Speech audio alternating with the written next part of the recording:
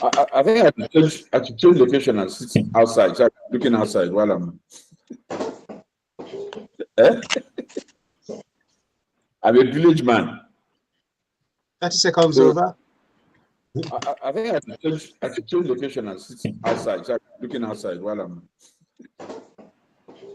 Eh? I'm a village man. 30 seconds So over. I think I should change location and sit outside. So I'm looking outside while I'm. Eh? I'm a village man. 30 seconds So over. I think I should change location and sit outside. So I'm looking outside while I'm. Eh?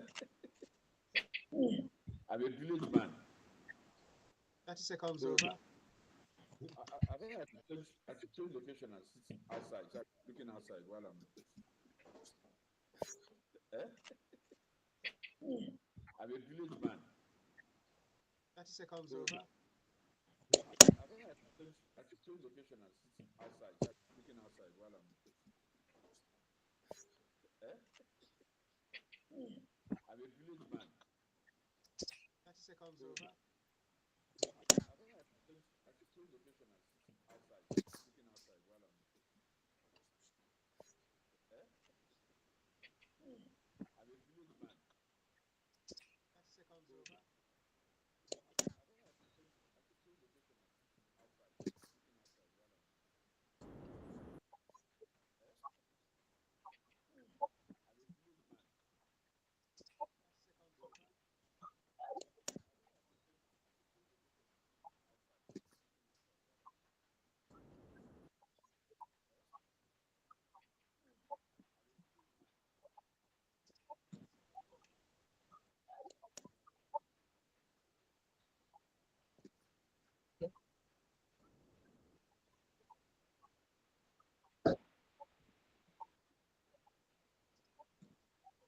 Okay, good morning, and thank you for having me and all of us here. I think when we talk about local content, we are more referring to local participation in the industry. And content is manifold. Good morning, Manifold in the thank sense you that for having me and all content of can us be here. looked at as regards I to think when we what talk about actually local is content, we communicated. are more So, referring to in terms of local content, you can look at participation content in from the that industry. perspective. And And content is content can also be manifold. looked at in terms of Manifold participation, in the that sense that who content are the can be companies, looked who at are as regards the to key when we movers, talk who are about the major local drivers content, we are in the more industry, in terms of what content what you can look at content from percentage that of the industry perspective. are And they content can also be controlling looked or at they have.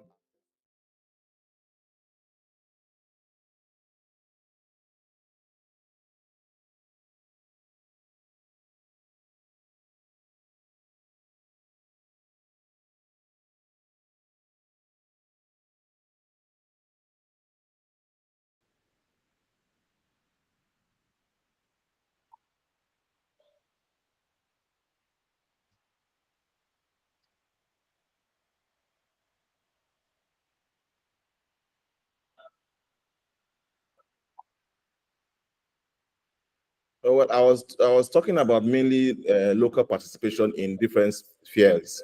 And when you look at local content, you have to look at it, especially from the communication standpoint, in two broad areas. Basically, the content itself, as regards to what we are communicating, services that we're doing, and then local content in terms of participation in core communication business, so to speak, in terms of the companies that provide the services and infrastructure.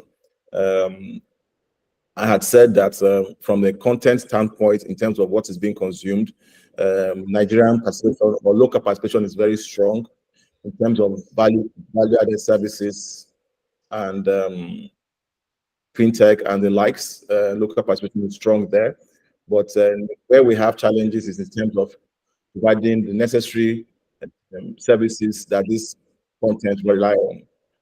From an MNO, I had said that you can say it's a bit balanced in terms of the four major MNOs, who are purely local and two are a mix of foreign and local ownership. But further down the line, we need more participation in that regard. I think Mr.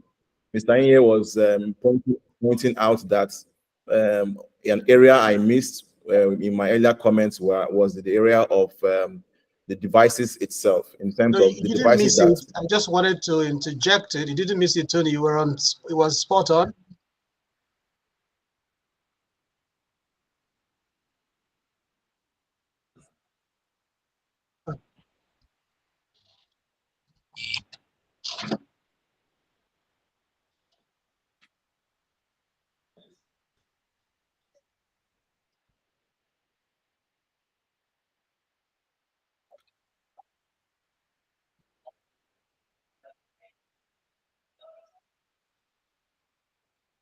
All right, thank you. Thank you for having me, Otumba Shino.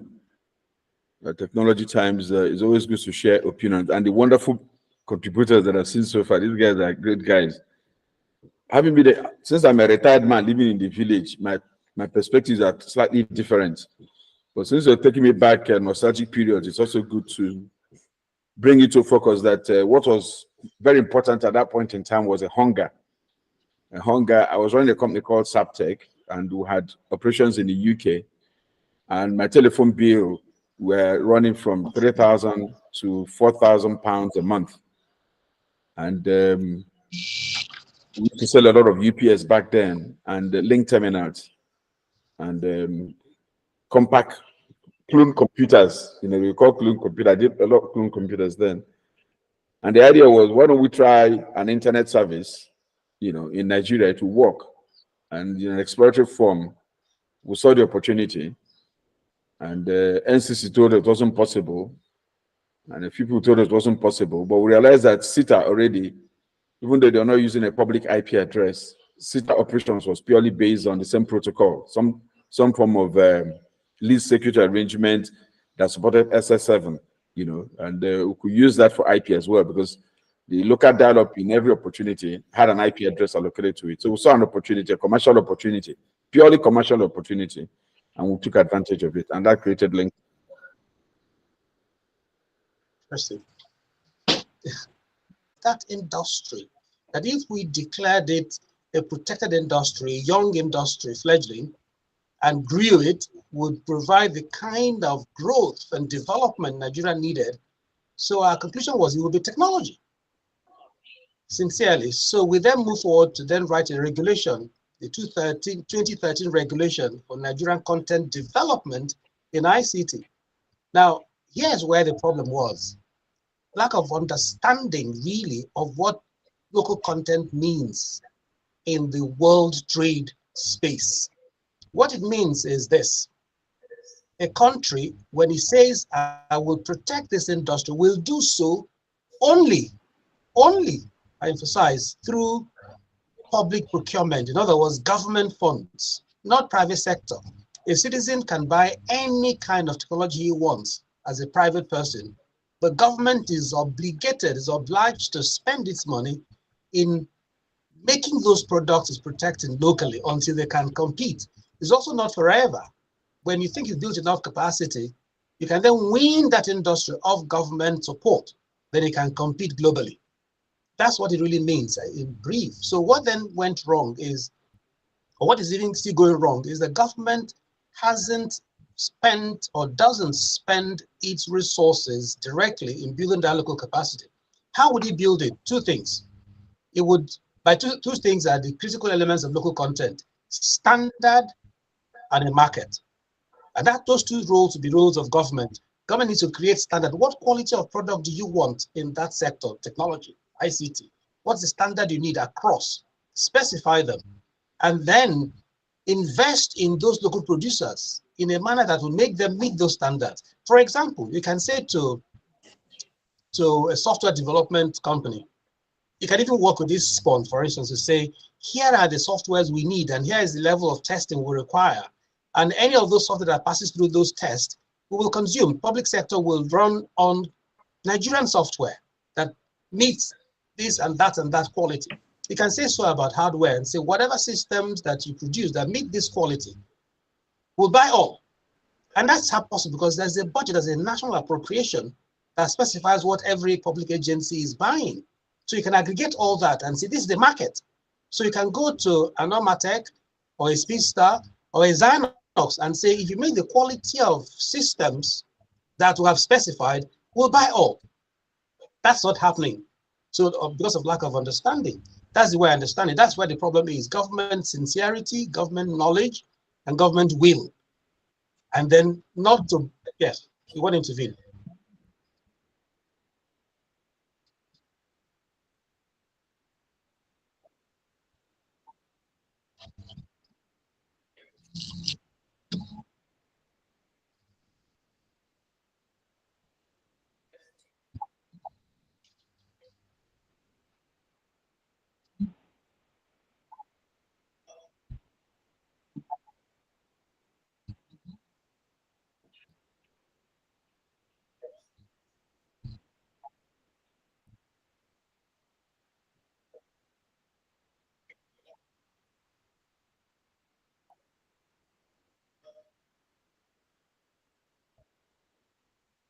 Uh, Very excited, very excited. The government policy is always very good when they're announced, but when it comes to implementation, the challenges will now manifest itself.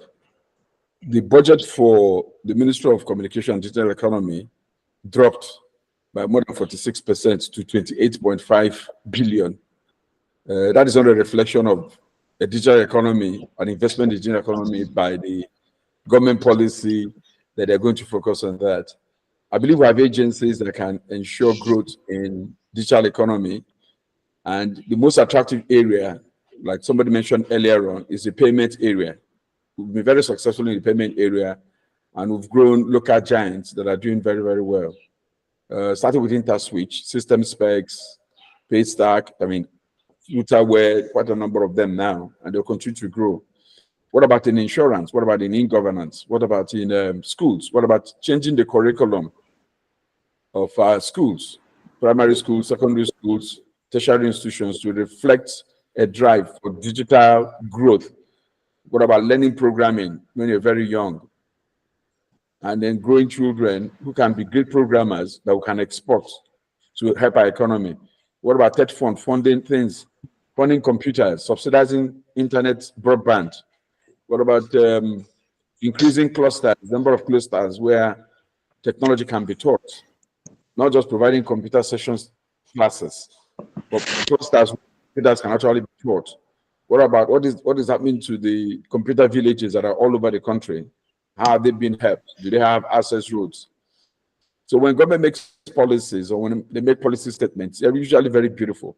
But when you reduce the same ministry that should drive, when you reduce the budget of the ministry that should drive the digital economy to reflect the interests of government by more than 46%, you're definitely not telling us that you're just speaking, but not carrying out. You're not walking the talk. That's my take on it, and I think we need to do more. I believe that TED Fund has the capacity to fund education largely. The private sector has capacity, but they need encouragement. Consistency in policy will help us a great deal as well. Our policies, okay.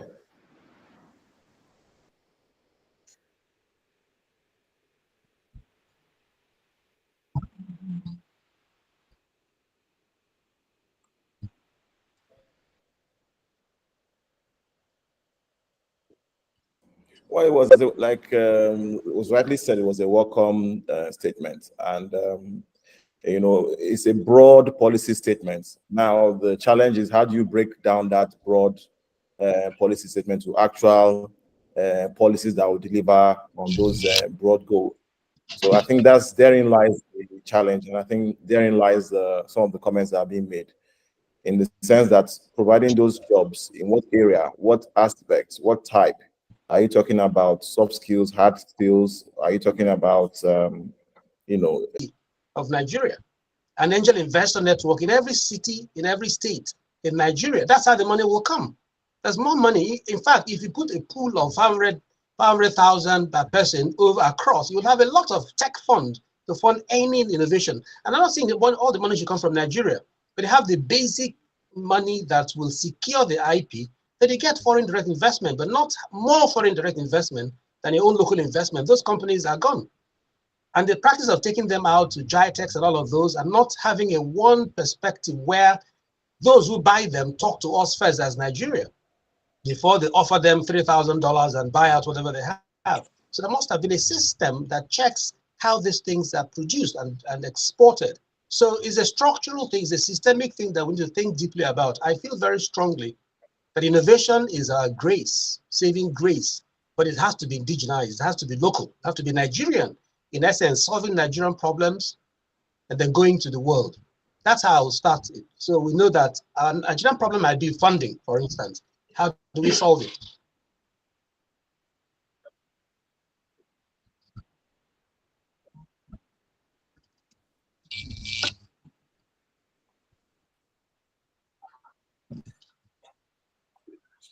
Well, thank you, Shina. That's when I heard him speak, I was excited, and I've been following how that promise is being implemented. The interesting thing is that the guy at the helm of that ministry, someone I know very well, is a fellow diaspora person, just living less than an hour from where I'm based in Milton Keynes. I know him quite well, and I've seen a lot of the talk.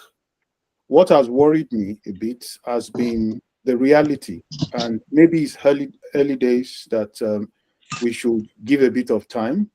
Um, it's interesting where Mr. Kimabunta was talking about, opportunities in Nigeria, raising money in Nigeria. These are some of the things I've been discussing, because when you look at how the ease of doing business is one of the major challenges for a lot of innovative-minded Nigerians, both in Nigeria and outside of Nigeria. And I authoritatively have a lot of data about this based on networks and groups that I belong to. The venture capitalists who are coming from outside Nigeria have a different view. They stick their money in, they take it out. The digital focus over time will create jobs, will solve problems, but we started from local content. We need to ensure that there is a lot of local content in the way these challenges have been targeted. These digital focus is being achieved, and also in terms of the strategy. So we look at, there's a digital strategy. There's been a lot of talk about the national AI strategy. But there are also other things in the area of blockchain. And I think we have to be practical. In most of the countries, similar to Nigeria, where there has been success, when this sort of policy have been written, there's a very clear process. Governance works. And also, there's a lot of public-private partnership. The government cannot always fund innovation every time. They should be, but when you have global challenges that is challenging the government in terms of funds availability, because Nigeria is not, on an island. Nigeria has a lot of things in terms of supply chain. Our main source of income is oil. There's been a lot of things that is affecting that. We also look at things that we've been exporting, non-oil focus. So we need to sort of look at who are the available, what are the available companies that are there that can help the government achieve these targets. That would be my approach.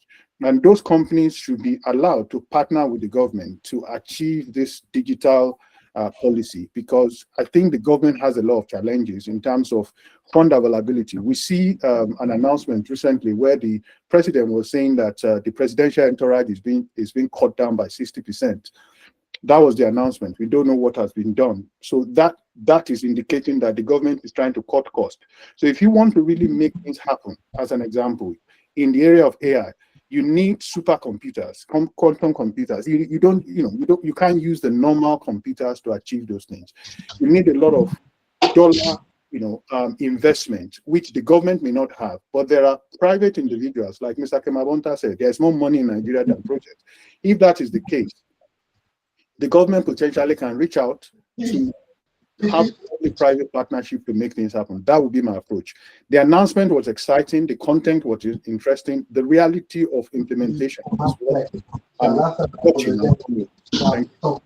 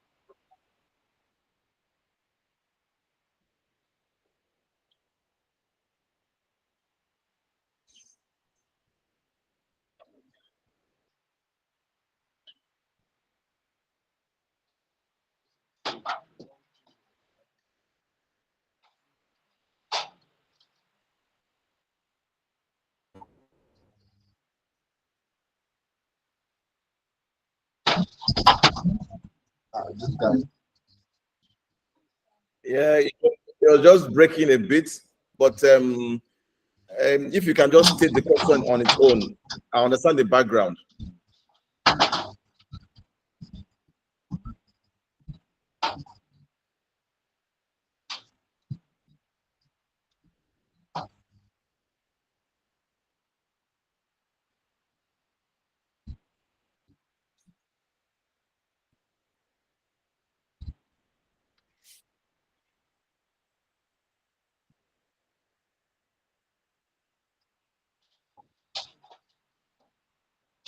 Okay, if I may repeat, just to be sure that I got the question correctly, you're asking my opinion on previous governments as regards to what they have done in line with this um, this kind of policies. You know, the first the prior to this government, the discussion was called the ministry was called ministry change to Ministry of Communication and Digital Economy. And then with this government coming in, the word innovation was added to it. The thing is, sadly, our industry is almost self-governing in the sense that the market is so deep and wide that most things have been done and led by private sector. The major thing we get from government is actually more of regulation. Now, in terms of policies that will stimulate all these things, it's majorly pronouncements we have been hearing. By and large, there are one or two things that have been done in the past that have moved the needle in some particular directions or the other. But prior to now, you know, what we just see is, you know, still private sector being the main drivers as regards to trying to meet the demand that's already existing. Policies that have been made prior to now have not really been matched with the necessary action that's required to drive it forward. We are hopeful that, but that's not to say nothing has ever happened. Like I said, it has moved gradually and gradually and gradually. Okay, but I want to latch on to something that Mr. Anye said as regards to where one of the areas where maybe government can help and ensure that although things are already being done. For example, I know there's an infrastructure fund already being done. I think this with the CBN, and we hope that our sector is also part of the sectors that are being considered for those kinds of funding. But the truth of the matter is that we have a lot of local capital available that is unlocked. And I think one of the areas we should look at promoting, because if your source of capital is foreign, okay, most likely to be dollar denominated, and you have to pay back in a dollar sort of currency, and it will affect your bottom line in trying to meet up with those demands. But if you have local investments which are naira denominated, okay, it makes it easier for you as an operator to meet your obligations to your investors. So the area of driving and local investment is very, very key, and unlocking that is very, very key, because there is a huge, no matter what, all oil revenues are in naira. I don't think there's any revenue from any of the services that are being provided that is dollar denominated. So if you are borrowing in dollars and earning in naira, it's very, very challenging. But if you have a naira, you are borrowing in naira, long-term funding, naira denominated, and your revenue is in naira, it helps you, it gives you the ability to meet your obligations. So it's very, very key. And one area that we should look at really, and not to play, not to gloss it over at all. Okay, so ensure that there should be some form of funding, unlocking local funding, especially that is naira denominated and pay back in naira. But as regards to policies prior to now, like I said, they've just been gradually moving the needle. But you see, the challenges are so that they are larger than what is being done. Okay, so many issues I can't start to enumerate them here, but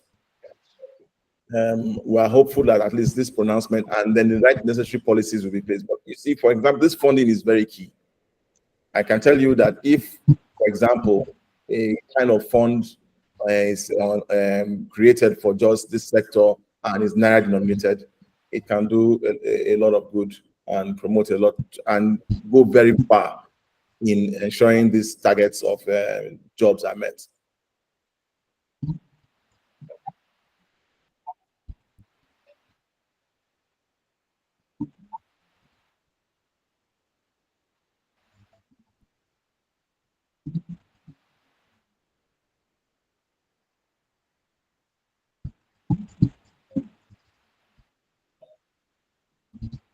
Okay, thank you very much, Mr. Shina. My own view regarding past policies, I believe, you know, in the last couple of years, there has been a bit of more consistency in terms of policy direction of government with regards to, encouraging local content. So even though I think we would have wished, it was more in terms of the achievements, but some modest achievements have been made. If you consider the startup, policy that was, introduced before the last government left, and then there is also some kind of concerted drive to consolidate on all those gains of the recent time by the current government. All that we can hope and wish for is, the drive is, maintained in terms of, holding on and ensuring that those policies are not reversed, or they are not truncated or completely flushed off, and then new ones, because there is no industry that can grow or develop if you keep having policy somersaults. So I believe, like I mentioned in my last response, we are not short of policies. We have a lot of very good policies. Now, what is most important is ensuring those policies, are implemented effectively. So I believe the policies are in the right direction, and I hope and wish the government will sustain the momentum in ensuring that the policies are implemented to the latter. So that's that. Thank you.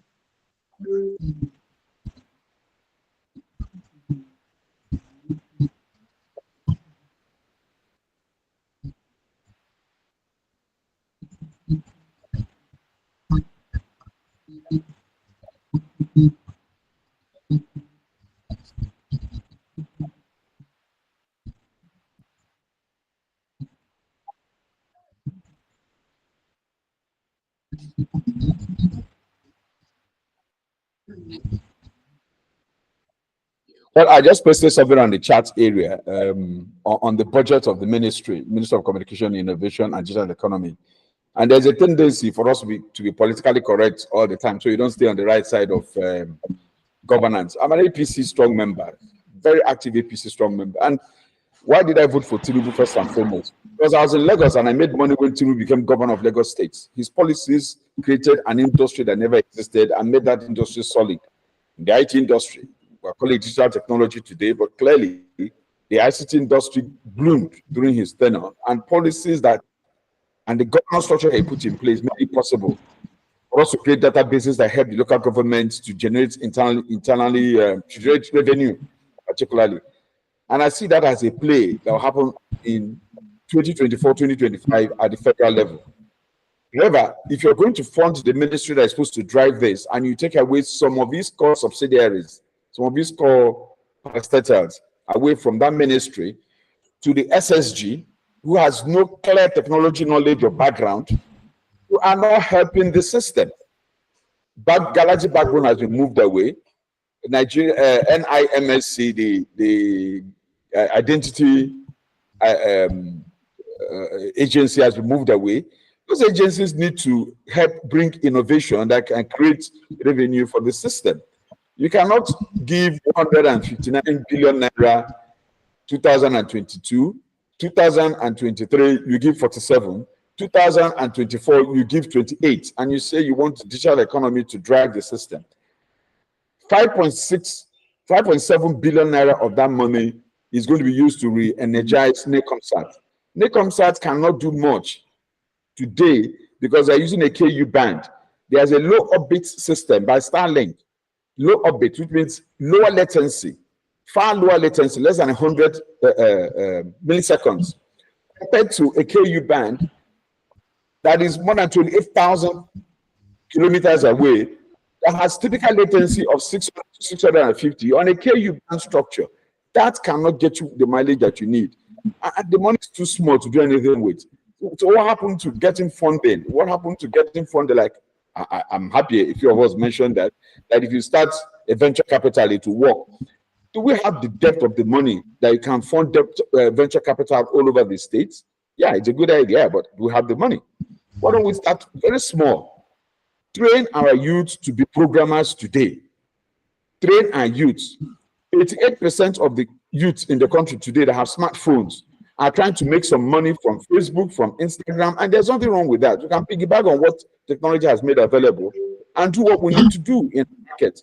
There's nothing wrong in venture capital money coming from abroad into Nigeria. It's beautiful. There's nothing wrong with those companies being registered anywhere, but my interest is that, are they employing Nigerians? Yes, they are. Are they operating in Nigerians primarily? Yes, they are. Are they becoming a catalyst so that other young people can see the opportunity that these guys provide, maybe as a secondary industry or maybe even as a primary industry, to compete with them in the marketplace? Yes, those industries are doing exactly that. System Specs is a local company. Look at the challenges the company had with the federal government on its revenue on an application that he developed and drove. Yet, there was so much frustration. Government policy started dancing around just because a young Nigerian has created a solution that made it possible for the single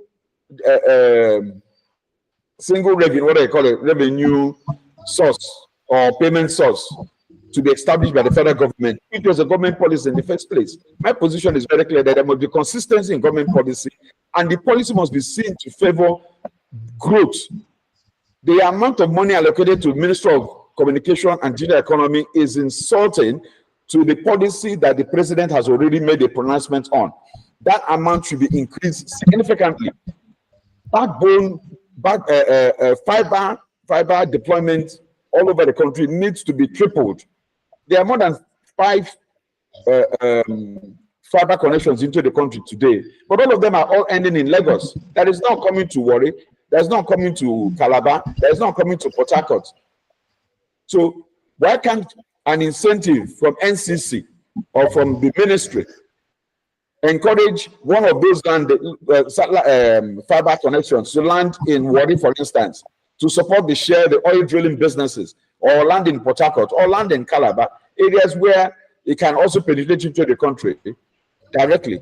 So the wobbling thing and the dancing chair thing, it just doesn't make one like me very happy. The frustration we had in 1997 is similar to the frustrations that I'm seeing today for young people who are trying to get into entrepreneurship, who are trying to create industries for themselves or trying to make a living for themselves. The hunger is even higher now because they are so sophisticated and literate using their smartphones. So they can create new industries that never existed.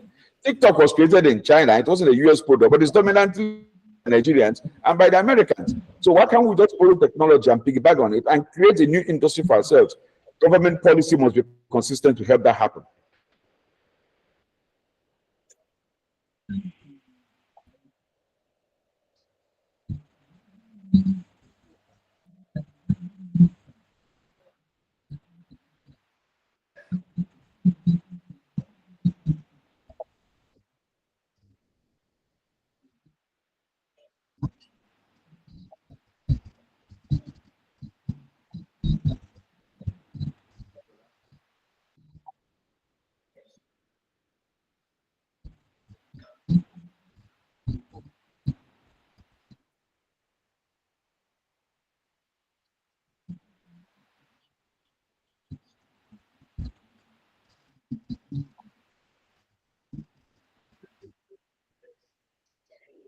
Well, I think the the taste of the pudding is in the eating. And when you look at the economic landscape in Nigeria, we have some good news in the fintech space. You go to the other industry where you look at entertainment, you look at music. There are some good news where you have some, globally recognized brands and individuals. But the challenge, like I've stated earlier, there's been some global challenges, and I think the speed of adaptation to grapple with those challenges will be the key determinant of success or failure.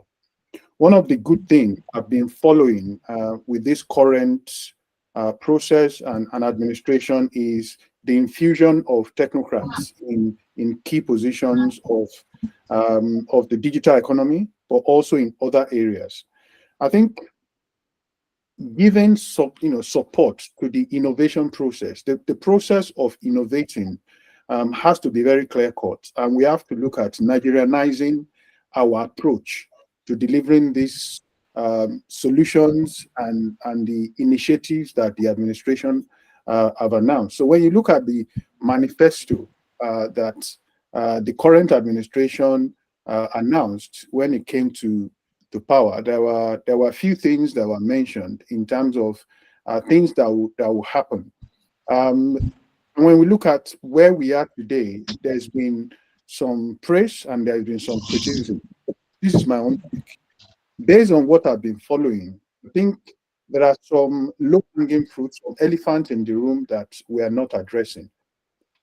We have a lot of young people, and I always talk about the young people because I'm a father of young children. So I'm very vested and interested in this, in this constituency. We have a lot of young people, just like Sir Yekwere said, who are on TikTok, who are on Facebook, who are on Instagram. Why can we not have a drive where we have the National Youth Service? What stops the government from introducing something into the primary school where school children are taught coding? The government doesn't need to fund it. There are loads of people, both in Nigeria and outside Nigeria, that will happily put money towards this, put their time, sweat equity into this, to just train them. And then I sit in artificial intelligence. There are tools and platforms that can even teach them. You can create content for free to train these children. Why can't we say when they get to year 4, between year 4 and 6, every week, you need to spend 2 hours to learn train them of coding. And then by the time they get to year 6 and going to secondary school, you increase that to 4 hours a week. So that as we're learning mathematics, let us learn programming. Because most of us, by the time we leave secondary school, we don't, like myself, even though I work in technology, I don't use mathematics. I'm sure most of us here don't. So coming back to the question, the government has a lot of things that it has proclaimed And I kind of give kudos to a lot of the announcements. The implementation is what is key. And every government has this challenge. But what I keep going to is the private-public partnership. There is a lot of talent. Nigeria, our problem is not human capacity. We have the best. The head of the World Trade Organization is a Nigerian. We have, the Africa Development Bank, head is a Nigerian. I can, based on what I do with another organization that I spearhead, Innovate Africa, I can give you, if you ask me now, 100 names of brilliant Nigerians across the world. The challenge has been harnessing those talents to help the government achieve a lot of these policies. It's nothing to do with just this administration, the last administration, the previous administration. We actually need, a system and a way where these brains and talents can be brought to help the government to achieve. There's a popular saying that if you don't care who gets the glory, it will be amazing what you can achieve. The good thing here is that if the government harnesses this talent, the government will get the glory. If the government has a policy of local content in the digital economy, and you bring people to come and volunteer to support virtually and in person, they will say, oh, it was during the tenure of President Tinubu or President whoever. So I think my approach would be, let the government harness global talent of Nigerians who are willing to support the government policies. Thank you.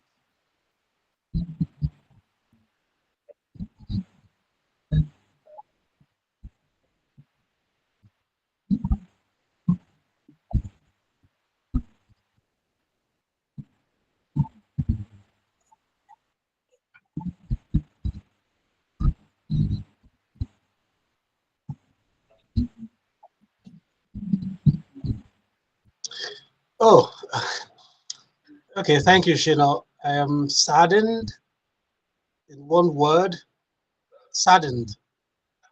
And I don't really understand why we should have this problem. And when I was in the Office for Nigerian Content, our payoff line or our slogan was Nigeria first, Nigeria always. So I find that many persons in government don't think Nigerian. They think of the product. That's why we consume everything that is foreign and do not bother to produce locally. So even when you have an executive order or you have actually a regulation, by the way, a regulation by either an agency of government that has a primary act or a regulation by parliament itself, both are superior to an executive order. I want to boldly say here that the NIDA 2013 regulation on Nigerian content development was superior to the executive order issued by the then Vice President, Order 003, because NIDA was set up by an act of parliament and had a regulation that talked about Nigerian content.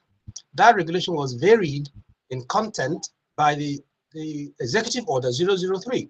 So there was confusion in the industry. Which do you implement? The most recent executive order or the original NIDA regulation? NIDA then had to revise its own and to bring it in conformity with what the executive order contained. So in that process, there was lukewarm attitude. There was no strong advocacy to implement it. And then the penchant for consuming foreign products was rife. I've said online somewhere else that I would love to know what computer sits on the president's desk. Even when Mr. Buhari was president and was conducting federal executive meetings online, I was wondering, why are we using foreign products? Why didn't we use Nigerian assembled systems? Because every technology has a backdoor. So the answer to your simple question is, we're not implementing anything to any level, really any substantial level. So we haven't built that capacity also because nobody is buying. And many people believe that all of those companies, whether it's software companies or hardware companies, ought to be good enough from the Nigerian market. That is the wrong notion. All of the companies that are indigenous companies ought to be seen as government-supported companies. Government can support them in two ways. I mentioned that earlier on. What is the standard? And then what's the market? Government must be the first off-taker. That is not happening. Government itself, all strata in government, is busy buying foreign products. They're not implementing at all. So that's my take. So there's no implementation at any level, any serious implementation. That's my assessment, and it should change. If it doesn't change, Naira will be on a free fall. The real cause, by the way, let me make this last statement. Everyone in the country, especially those of you who are the tech industry, the problem Nigeria has is the fault of all of those of you in technology. They're not being advocates. Why do I say so? Technology drives everything else, whether it's agriculture, health, anything. Technology drives it. And we'll have an institution, NIDA. For example, we'll have a Ministry of Digital Economy, Innovation and Digital Economy, right? We have all those structure. We have the NCC. All of these make rules, develop standards. Now, if we have the right standards and rules on technology development as indigenous, and it drives everything else, you then see that we will be at par with any other country because we are building our solutions ourselves. But when we don't take, when we don't take technology as the driver, the cross-cutting enabler, and we then import them, all other sectors will suffer. We remain consumers and not developers or producers. So you have growth without development. So we need to have a change of strategy where Federal Executive Council, and by the way, let me give one more example. The power of regulation. It took a Yaradua to make a statement, not even an executive order, a statement that all he wanted was e-payment.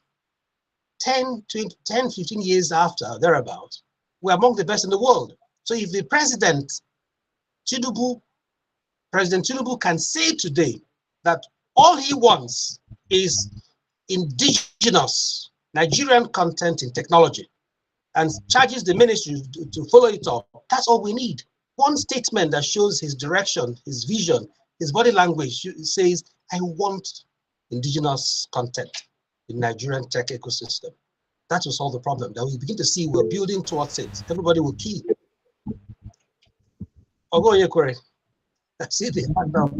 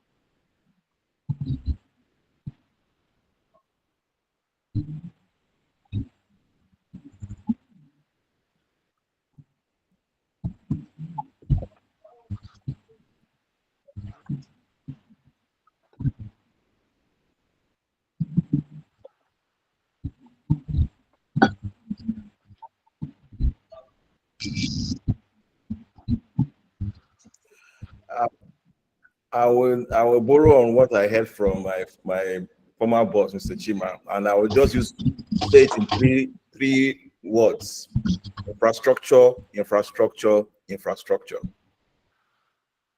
If we don't have the right infrastructure in place, we can't deliver on all these services. Private sector has driven a lot of all this infrastructure up until now. Government has supported, but we need a new environment for more infrastructure to be put down. And infrastructure is wide and varied. It's from, like Mr. Anye said, from smartphones all the way down to fiber. Whatever is being done, if these things are not in place, trust me, they will not. There's not much they can do. So, driving the infrastructure growth is key from my own standpoint. And then maybe another thing we can look at is, these policies need to be more PPP oriented, public-private partnership. If that is not, it should be a strategic driver as regard to how they want to deliver on all this, because government means well, but government is government. Okay, there are certain things that they are limited in the ability to deliver on. So the more they engage with local companies, the more engaged with the private sector in terms of trying to deliver on all these policies that are being put in place, the better. So those are the two areas for me. If I think of if I had the president sitting down next to me, I would say, this infrastructure is a big issue. Even as at today in the United Kingdom, as we think that is so well developed, for example, government is still subsidizing fiber deployment in the UK as at now. In the US, even Starlink that is making all these strides, Starlink applied for a local license, local rural telephony license in the US, and it got a grant, which was partnerships for me. A ton of exemptions, grants, and everything. So these are the areas I think that need to be looked at, and if they are done properly, I think we're very, very far with that.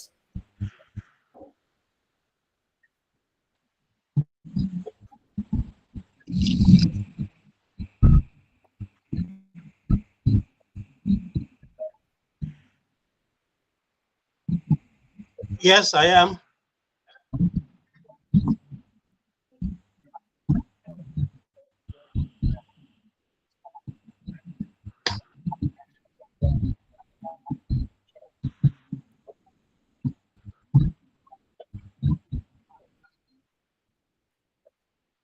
Thank you for the question. I hinted at it, and I talked about the power of regulation. Regulation shows the direction government is going. So even infrastructure doesn't have to be funded by borrowing, really, because businessmen, when they know the direction of government, will build that infrastructure and recover costs. It's happened with telecommunication. In fact, where there's a problem, anywhere there's a problem, I see business. In fact, I will not borrow, I will license. I will simply say whoever can lay fiber from here to there, whatever, can apply and get a license. But I will also do the right regulation to say, for example, let's take education. All take-home assignments in some levels of education must be electronic. A simple regulation like that will change the system. So I will tell the president, one, simply say you will focus on Nigerian content, Nigerian built out infrastructure, or Nigerian participated building of the infrastructure. For example, if you license a foreign company, it must work with a Nigerian entity to lay fiber, mandatorily, right? And then the other regulation will be everything you do, right, must also have an online component. Health, for instance, will then activate other sectors, health, education, whatever else. I wanted to give some examples of how this works, but I want to keep my answer short. If I have time, I can give the example, just give you how it works. So if the president says, I want Nigerian content, and I use regulation to drive it, so all government data will be online, open data, for example. And if he says that, every ministry will digitize instantly because that's what the president wants. And how can it be implemented? Budget, national appropriation. You don't get your budget unless you have shown that you're digitizing. So then follow that up with simple regulations. And I gave you an example of one in education, take-home assignments. What would that do? Look at it closely. It would mean that every family, and there are about 60 million families, I don't mean like population, 60 million families will have at least a desktop at home. That is 60 million desktops that are assembled in Nigeria, creating jobs. Now, if that desktop is in every family, at least a desktop, we can have those who buy laptops. If a desktop is in a family, MTN, Glo, for example, can begin to promote family data plan, 5 p.m. to 10 p.m. because students are at home and will do their homework. So there's data on that desktop. There's data on that desktop. There's a woman, a mother who doesn't go to work. So she can go to school online. She can, e-commerce will be enabled to go. She can buy anything online. E-learning is enabled.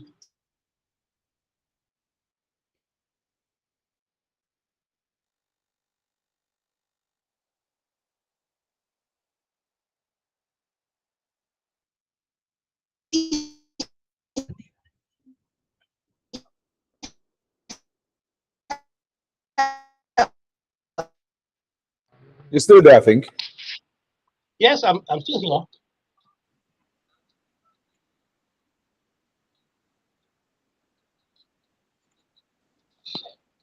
Okay, but can you see me, because my screen is wobbling a bit? Am I visible? I can go on it still. I don't know when.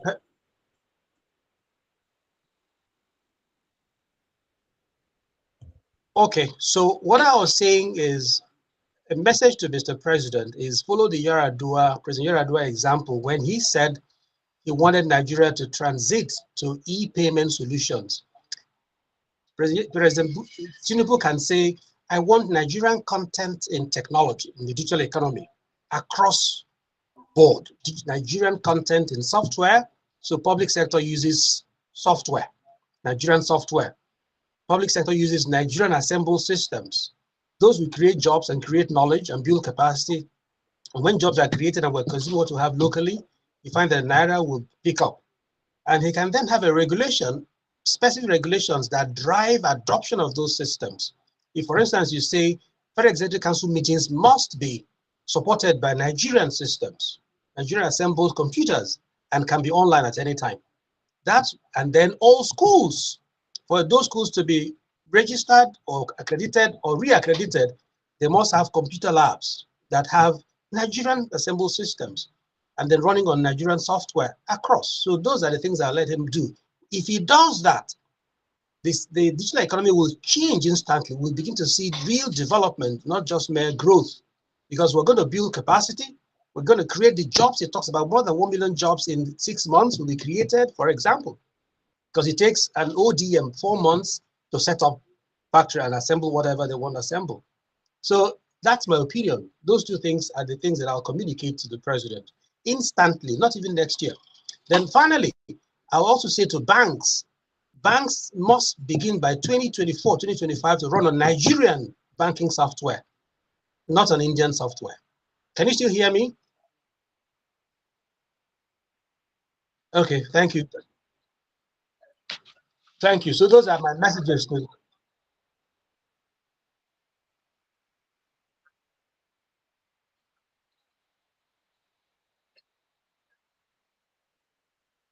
Okay, for national security, for many reasons. One is national security. When you're running on foreign software, imagine that we're Russian or Ukraine are at war, and the software we're running on our banks belong to the opponent, the enemy. What would happen? That's not too far-fetched. If Russia can go to war with Ukraine, we can be at war with any other nation from whom we're buying those software. They turn it off and we're finished, because that's a critical sector. The finance sector is a critical sector and is running on foreign software. The next sector is telecoms. All our backbone infrastructure are in foreign hands. Nigeria can be shut down by a foreign country in 1 week if any of the telecommunication services is brought down. And it can happen. It's not far-fetched. Imagine if we're at war with the nation that supplies those things. Right, so that's the context I talk about the banks. We must have Nigerian solutions powering Nigerian critical sectors. Otherwise, we are joking. The reason we are not down yet as Nigeria is because we don't pose a threat to anybody, no other country. Once we do, we'll find that we are a lame duck, because everything that's running on oil and gas, on finance and banking, in the public sector, and even in manufacturing, all are in foreign hands. It's a huge shame. I don't know why any president would allow that at all. So I will tell Mr. President, this is the area to focus, because digital economy drives everything else in the modern times. So I don't know if you still hear me. Hello? Okay, so that's the context. National security is the context for Nigerian banks to run on Nigerian software. The next thing is saving the Naira, because they pay for those software in Forex, about $2 million annually, are shipped to a particular country in the world by consuming foreign software. So security, then saving the Naira, then also job creation, because we don't have any big software company. The biggest has about 200 staff. Biggest Nigerian company. That's a small industry, SME sector, really. So why don't you have a giant software development company? Finally, I think that government officers who go overseas ought to be wiser. They must take on that trip Nigerian tech developers, tech giants. On every trip, a minister, any minister at all goes, there must be a businessman, an indigenous businessman on that trip, because that's what I call government to government trade mission. Because on their own, they can't have it easy. Immigration and customs won't let them. But imagine that the entourage of the president, they have free access. The ambassador will create the room. And I see that happening in every other country. Many years ago, while I was working in NIDA, we had a visit by the Finnish ambassador. In his company was the managing director of Nokia at that time. And we had a meeting in NIDA. They had a meeting in ministry. As the meeting finished, what was the meeting about really? Pleasantries. And they receded into the small room and then had a chat. A month after, we signed an agreement, Nigeria and Nokia. And I hear such agreement may be signed soon. But I'm asking myself, why are we partnering as a nation with one company? We can't partner with a solution provider. We can't partner with a tech company that are regulated by our own tech sector regulators. Neither will regulate a Nokia, neither will regulate a Microsoft. As a nation, we shouldn't have partnership with those companies. We should rather have them do our bidding. They have regulation, they obey, they follow properly. So what I'm making earlier was, we need to have the habit of knowing that any government visit is a business visit in reality. Government is an advocacy institution, so it must take private sector persons who will strike deals. So over time,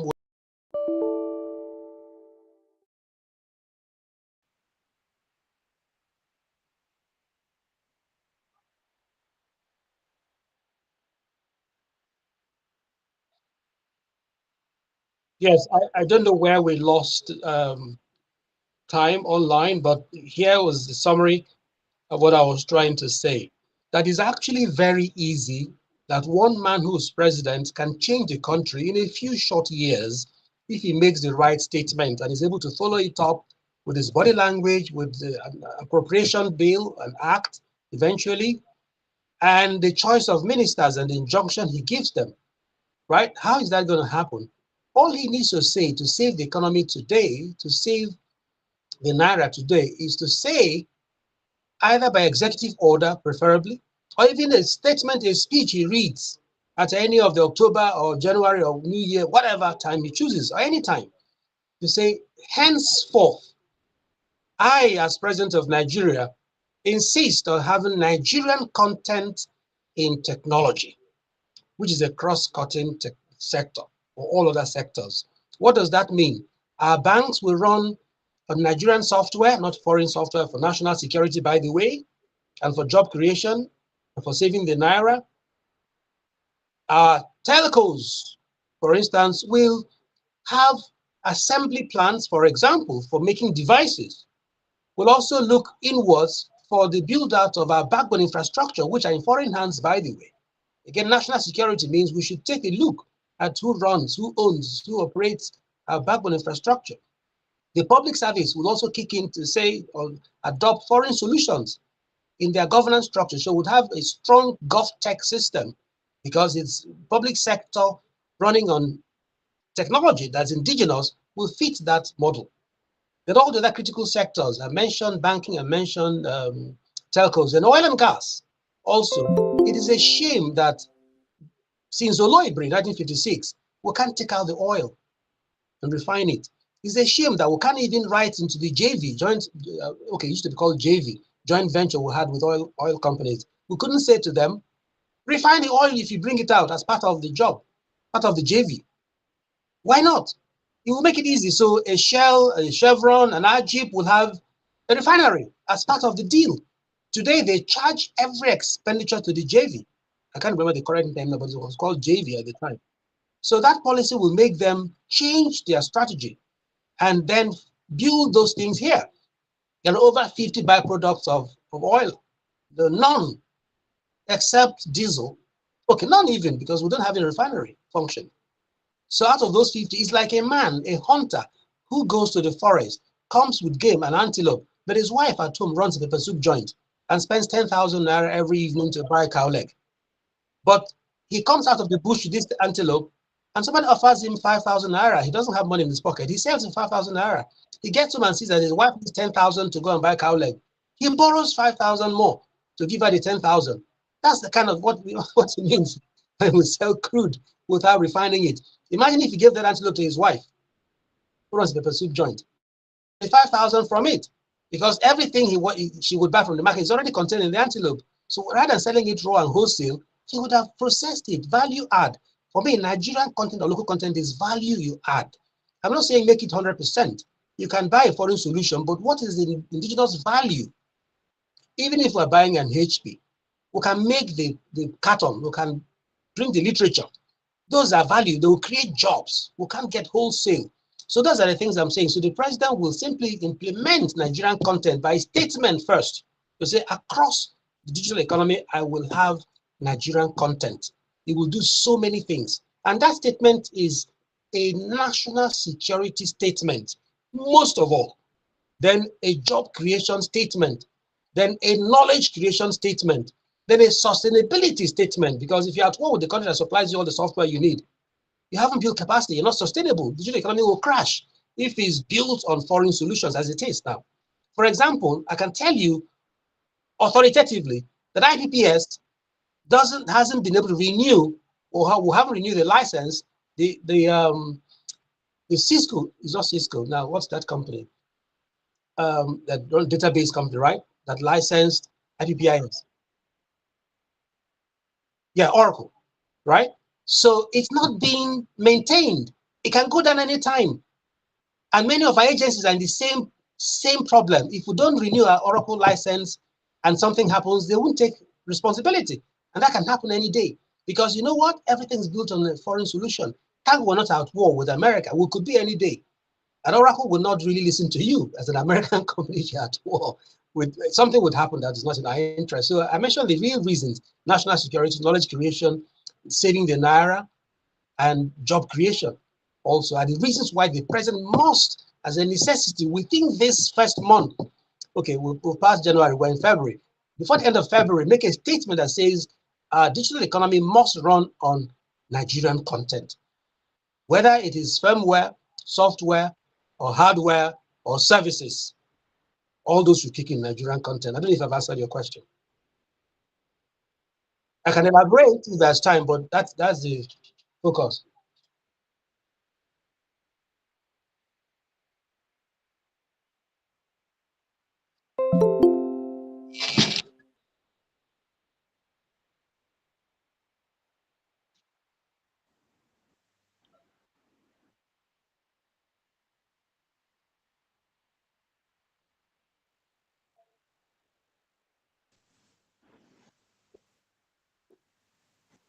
All right, thank you very much. I hope I can be heard. So basically, I don't want to repeat what has been said by previous speakers. A lot has been said about their advices. So I will not dwell so much on that. There is one key advice which has not been mentioned, which I also believe is very, very important. That's the interface between the government, the private sector, and the academia. I think government needs to create or strengthen that collaboration. There should be a very strong collaboration between these three elements: the government, the academia, and the private sector.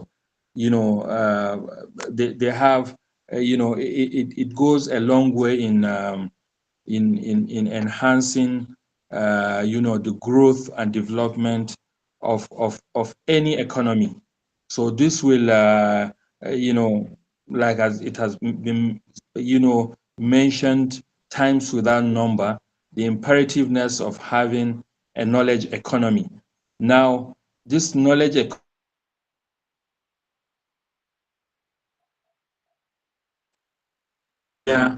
is, if the academia is not involved in national development. So the best way of involving them is ensuring that government, it's not something that should be left to chance. the government must make concerted, effort to ensure that that is done. The collaboration between the government, academia, and the private sector. So this is the key advice.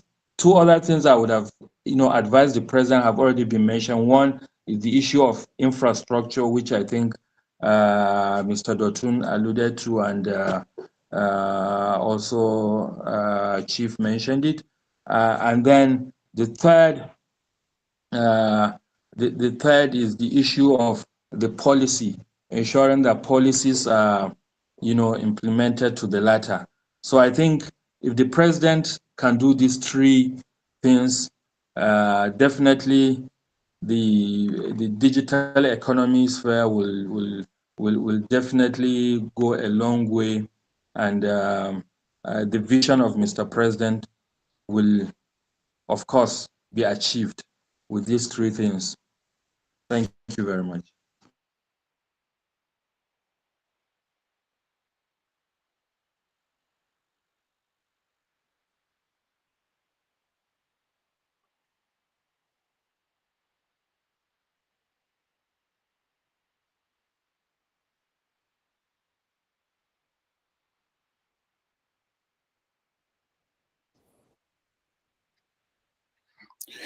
Well, thank you, Shino. That's an interesting question. So I keep going back to the youth. The majority of the constituency of politicians in Nigeria are young people. And if you as a politicians are looking to deliver on your promise, on your manifesto, you need to sort of think about what's in it for your constituents, because at the end of the day, you're a public servant.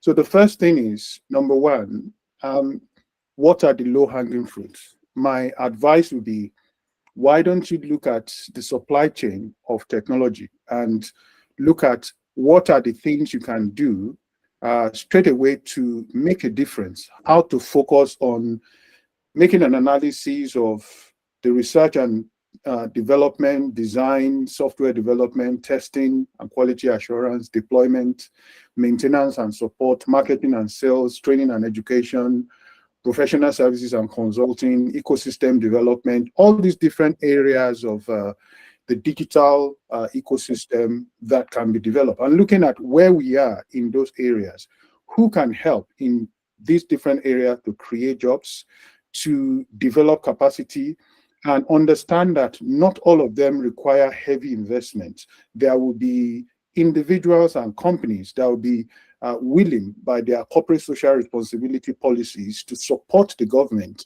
in deepening and developing these areas. So if the government just want to even just start with that area to say, okay, we focus on the digital economy supply chain, and let's look at all the different areas, how the young people can be engaged. Most of them have a smartphone. They're already on the smartphone. How can we reach out to them to begin to sort of offer them opportunities?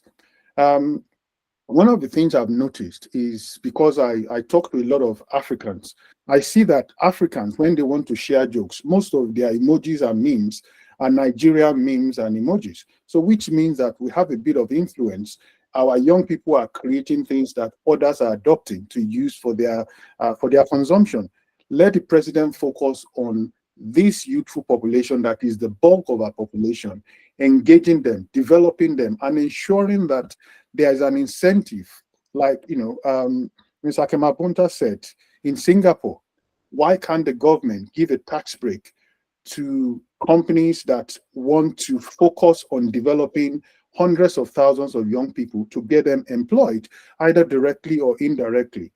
Why can't the government designate certain areas where you don't pay a percentage of tax? I mean, my company registered somewhere in Eastern Europe, one of our businesses, and in the place where we registered, we are paying less than what we will have paid if we registered outside of the technology park. The government can establish technology park. So there are lots of different things that Mr. President can do, and he's not short of the right caliber of people that can help him, because one hand cannot clap and a tree cannot, does not make a forest.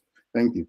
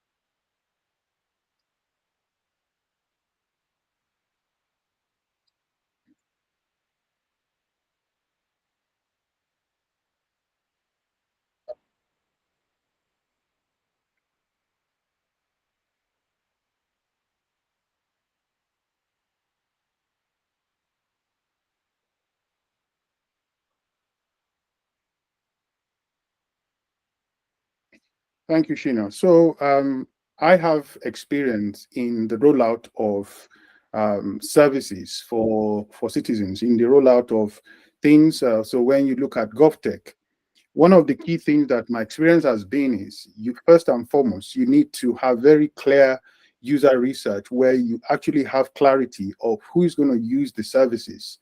And that enables inclusiveness, because the end justifies the means. If you are going to a certain target and you have no clarity of what exactly the service you'll be offering would do to the constituents who will be using the service, once you have clarity of the demographic, it helps you to be able to serve them. You know, we need to cater for the those who are not very educated, who are not very technology savvy. We need to cater for those who may not be able to speak English language very well. We have linguists, we have academics and expert linguists who can translate into different languages. We need to ensure that accessibility and inclusiveness are things that the government infuse into the rollout of services. We need to think of those who are hard of hearing, who are short of sight. We need to think of places where the connectivity is not as good, so that we have a backup system.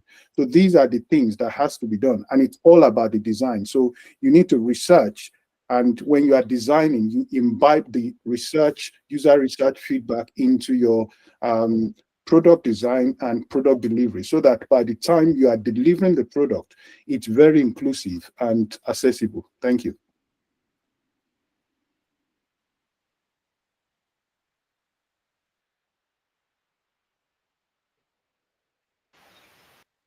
Yes, yes. Sorry.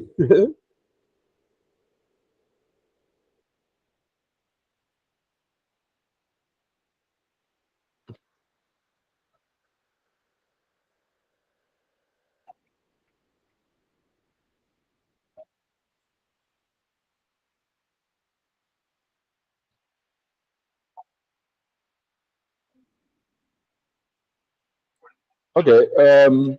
First one is most important one is that I always wondered why the agencies that are involved, almost all government agencies, have a closed door policy. You cannot go to NIGDA without filling several forms just to see an officer, not even the DG or NCC. Those protocols are just very wasteful. I'm happy that we have Mr. Doctor who operates from the UK.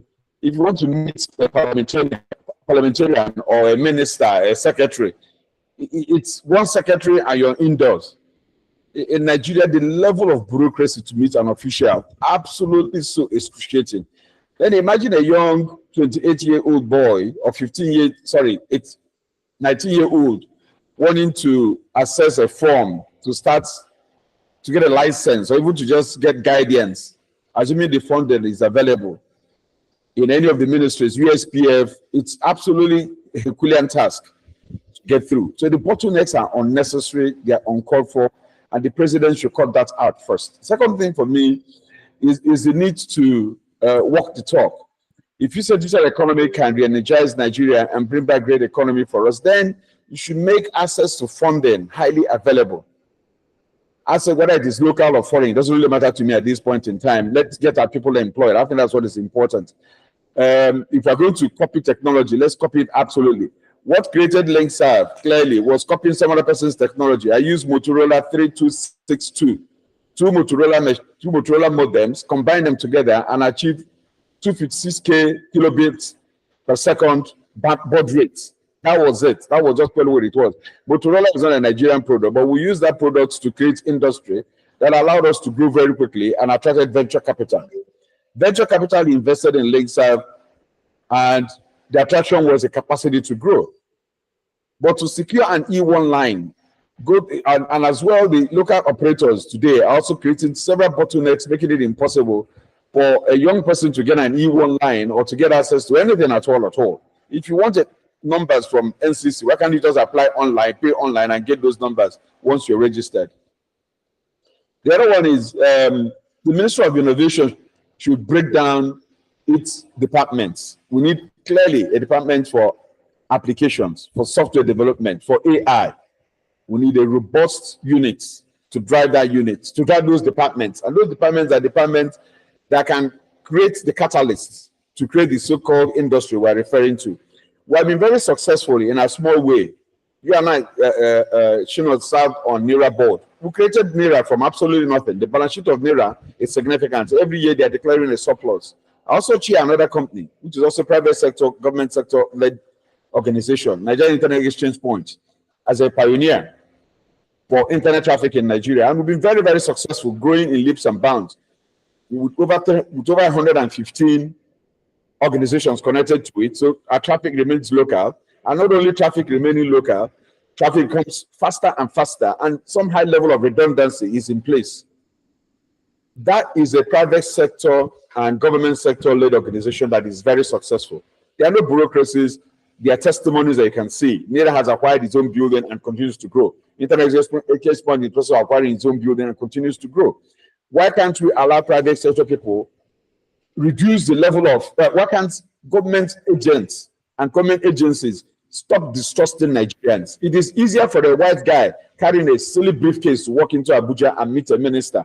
Meanwhile, Chimonye cannot walk into Abuja, even though my name is known, and meet my minister, because I'm not a white-skinned person, because we don't have trust for our people. That is also the second thing that the government should deal with. And it's not only in our technology industry or digital industry, it's all over government, all government agencies. They have a lot more respect for the white-skinned guy than for the local fellow who has achieved success in his own way. And those are the two things that I want to emphasize. If we can get those going, I think the government policies on whether it's digitalization or agriculture can actually have a life of its own. Foreign exchange, floating of the naira, I think it's the most beautiful thing this government has done. Yes, it's biting on everybody, but it's a good decision. And that is good for government to stand on its own and say, listen, we don't want to go to exchange rates. We don't want the black market exchange rate and this other exchange rate. West African countries are running one exchange rate. Why should we come to Nigeria and be running multiple exchange rates? So that others can weigh in. I think that's where I want to leave it at those three.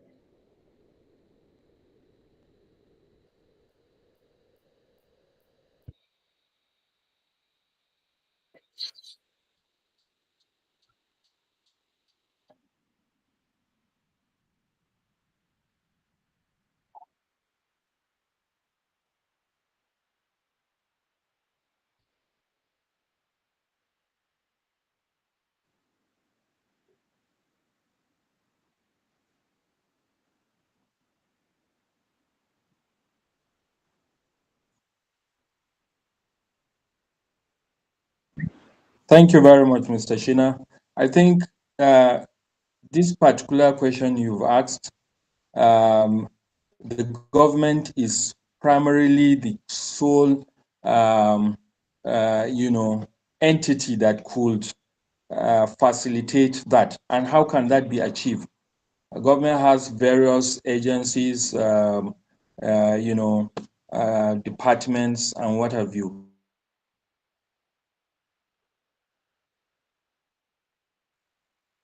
We have agencies, like NCC, we have NIDA, we have, Galaxy, even though Galaxy has been moved to Office of the Secretary to the Government. Now, these agencies, could facilitate, by ensuring infrastructure, spreads around all over every, part of the country, so that no area is left behind. I think that was actually the concept behind USPF, from the beginning. So to what extent, those things have been achieved, I think is a discussion for another day.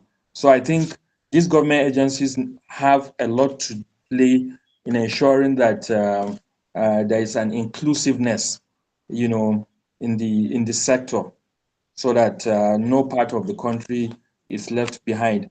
And just, sorry, this is not actually related to the question, but I will just try to make a point in just 1 minute with regards to the last question you've asked about, advice to the president.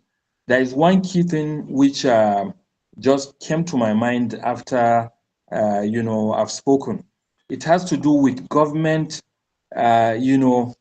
supporting this initiative by patronizing local content, systems, whether it's in terms of the human, human resource, whether it's in terms of the gadgets or the softwares developed. It's very important. It's just like what Sachima mentioned. Because he's dark-skinned, it's difficult for him to see not just a minister, even the head of a government agency. There is, a kind of people from other parts of the world, especially Europe and America, are usually, given much more regard. So these are key things. If government can support local content, within its own operations, that will go a long way in encouraging others, especially the private sector and the general populace, to also key in. So because government cannot shy away from, using local content, and then it will be preaching the use of that by the populace. So this is my take on this. Thank you very much.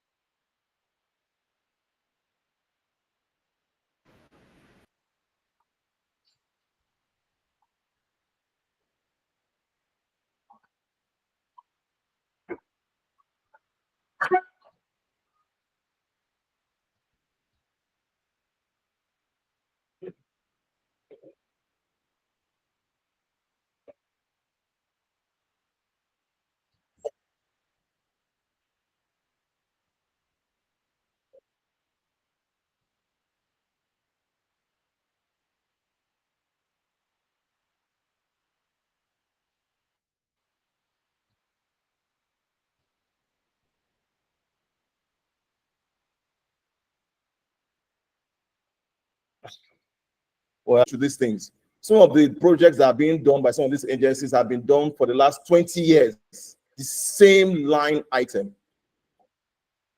And technology has changed, needs have changed, requirements have changed. Look at Kenya. Look at what PASA has done. Look at what they have done for the agricultural sector. In Kenya now, a farmer in Kenya that is farming, for example, okay, they even grow flowers. A farmer will know the price of a flower in the global market, not with smartphone, with a text-enabled phone, SMS-based. They can text a particular number and get, so that when the middleman comes and is trying to buy the thing from them, you say, no, you are pricing me too low. This thing in the UK today is selling for X amount. So if you want to give it, and then you'll be surprised how these things can enable. So I think this most of the speakers have mentioned a lot of things. I hope that Mr. Badaru, at the end of this discussion, I hope this is being recorded and things like, so you can come up with a kind of document. So, okay, fine. These are the contributions that have been made during this little symposium, and then come up with a small dossier of regards to what can be done. But I don't want to overflog it.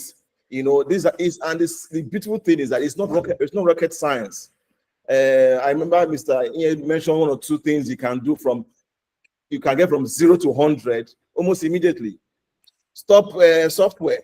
I know somebody, for example, I give an example, Zoom, okay, or this meeting we're having now, Google Meet. Do you know that there are Nigerians who have solutions for this online meeting? Absolutely. There are solutions for this online meeting, locally done. Yes. And all is okay, fine. It's also, it's not only it's also a way of encouraging and motivating an industry. When you see that, okay, fine, all government meetings are now being done by X company, indigenous. I remember the time of Zynox, when Zynox was doing a lot of the local assembly of desktop computers at the time, and they mandated all government agencies to at least buy Xenos. It was a big boost. It was a big boost to that industry, and it was a big encouragement for local people. A lot of people now started assembling computers with the hope that, okay, fine, if it can happen in government, it can transcend into other areas of the economy. So there are many things that have been mentioned here. I don't want to more or less reinvent the wheel.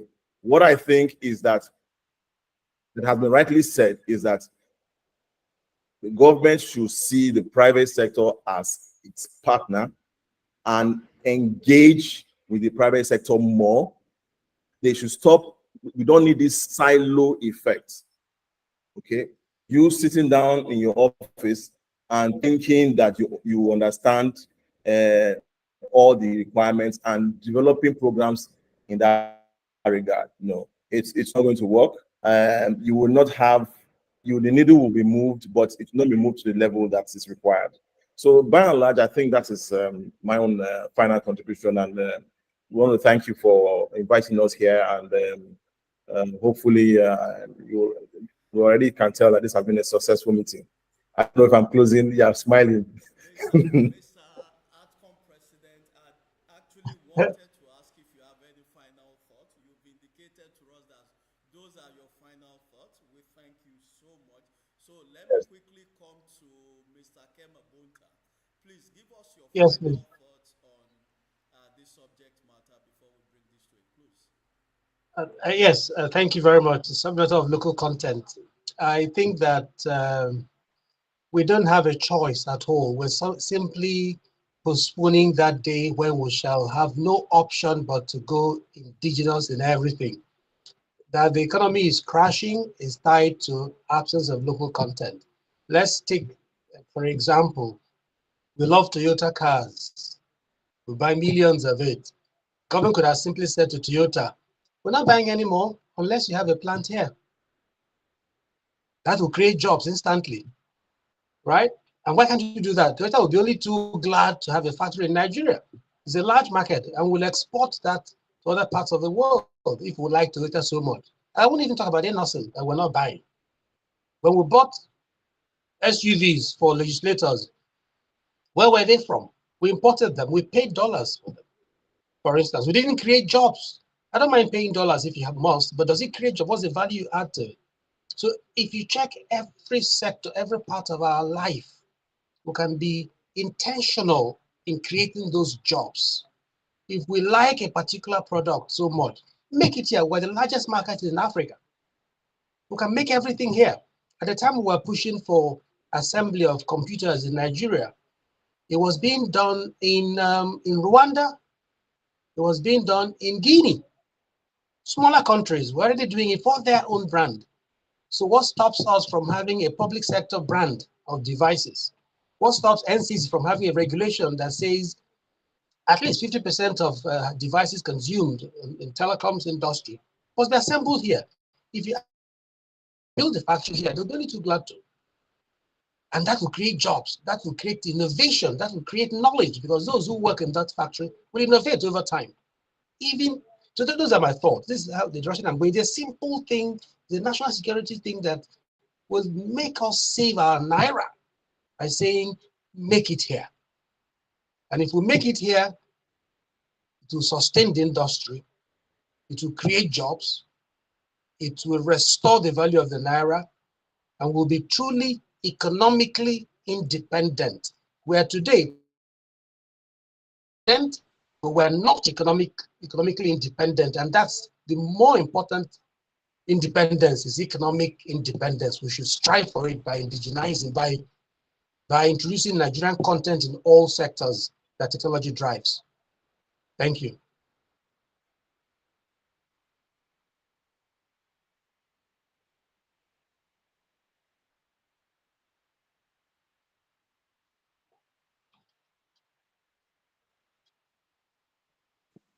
Thank you very much, Mr. Shina.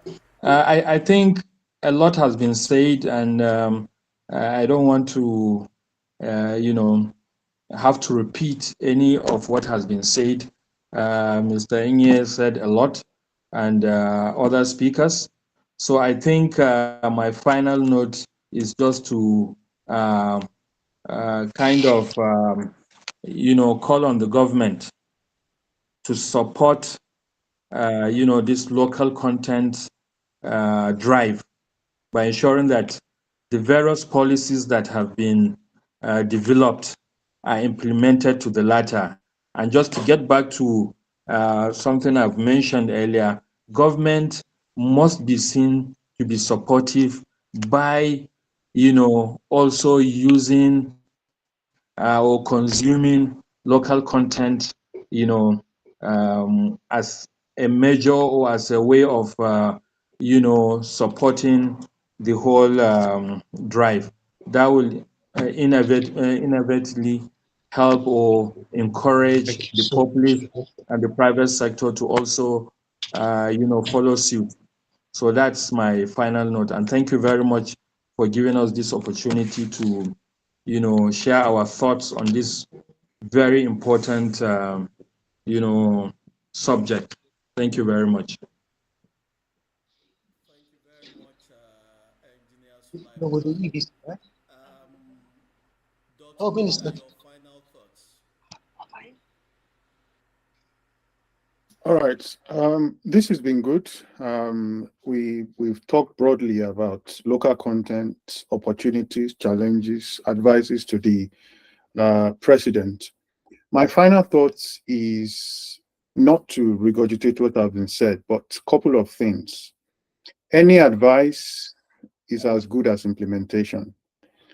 I think what is important here is to understand that, the president, my advice is to understand that the problem we have in Nigeria is not about clever Nigerians or cerebral Nigerians. I think the challenge is enabling them to be able to contribute to the growth of our economy. And infusing these brains, I think, is the highest form of local content, because the drive and the enthusiasm to make Nigeria greater cannot come from a non-Nigerian, maybe to an extent, but when you're a Nigerian and you are pushing to make things happen, you understand that the long-term benefit is not just for you, but your family. So it's important for the president to ensure that the brightest mind, the brightest and the most talented Nigerians worldwide should be harnessed and not overlooked. It's not just in Nigeria that you have those who can make things work. And I think ultimately, Mr. President will get the glory. Thank you very much. Thank you very much, Dotun. Sachima Onyekwere, what are your final thoughts, sir, before we wrap up today's session?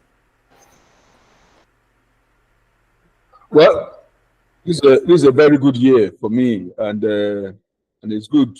Unfortunately, Tony and Inye has left. I want to use Nairaland as an example. Nairaland is a social media platform, probably like about 12 years old now, thereabout. Why has government not identified such organizations? We're looking at local content and empowering them with enough funding to scale up. About a month or so ago, they were disconnected by whoever was providing service to them. An allegation was made against them on a tribal basis and things like that, but they're disconnected, and I was very upset about it. I don't think the guy had a vehicle. He didn't have anybody to report to internally that would have reversed it or changed his hosting platform or whatever it was. But that's a typical example of a Nigerian that creates industry but continues to struggle 12, 15 years after and not being able to build a robust organization that can challenge Google or can challenge Facebook on the face of it. So running a business in Nigeria is very stifling. It's very, very difficult. And for those who have the will and the zeal to do it, we should continuously see government's interest to similarly support them, particularly in the area that they say they want to infuse a clear direction in. There's too much bureaucracy. The bureaucracy is just very wasteful. And unfortunately for us, when those who are running this bureaucracy will leave the industries where they are in charge of, with the ministry they are in charge of, and come into the private sector, they'll start complaining like us there in the private sector that their colleagues who are there are frustrating them. So leadership is what will make that change. The nature of what Tinubu did in Lagos State, cascading into at the federal level, can help this country greatly. I continue to emphasize that using information technology to run government and increase IGR in Lagos State helped greatly. You can use technology in industry to create new revenue streams and stabilize revenue and reduce corruption. But he must invest in it in the same way he invested in Lagos State. He must directly drive it. It's not moving Backbone Galaxy to SSG's office. It's not moving NIMC to SSG's office or moving it back. That is the issue. The issue is those policies must be consistent, and you must be able to explain it sufficiently that the public will understand that it will be much more receptive. You can't even go to Galaxy Backbone easily and have access to them. Now you're going to SSG, the powerhouse of the government, to go and access Galaxy Backbone resources. That's practically impossible to achieve. So level of consistency and direction needs to be redefined, and people should be sufficiently empowered to take charge. And when you criticize government structures, it shouldn't be seen because you're against the government. No, it should be seen because there's something you're saying that is fruitful that we can use to improve the lot of every citizen.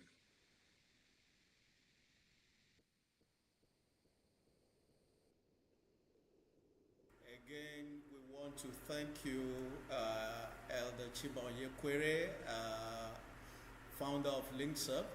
We want to thank you, Engineer Sulaiman, MD CEO of Nitel Nigeria. We want to thank you, Mr. Dotun Adeoye. And in absentia, we want to thank the president of ATCON, Engineer Tony Emapore, who had to leave before the session rounded up. And we equally want to thank the CEO of Tech Law Development Services, Mr. Inye Kemabonta. All of you great gentlemen have done wonderfully well today in sharing of your ideas and perspective on the best homegrown solutions to unlock the dividends of local content in helping to achieve the ambitious digital economy vision of President Bola Tinubu. On our part, in Technology Times, we will ensure that your message gets to Mr. President, and we will ensure that we extend the reach to our readers, audiences across Nigeria, Africa, and beyond. Thank you very much. Have a wonderful day. God bless you. You too, man. You too. Congratulations. Good job. Thank you very much, sir. Thank you very much. Congratulations, Mr. Shina. It was a good outing. Thank you very All the much. Thank you. Thank you. Yeah.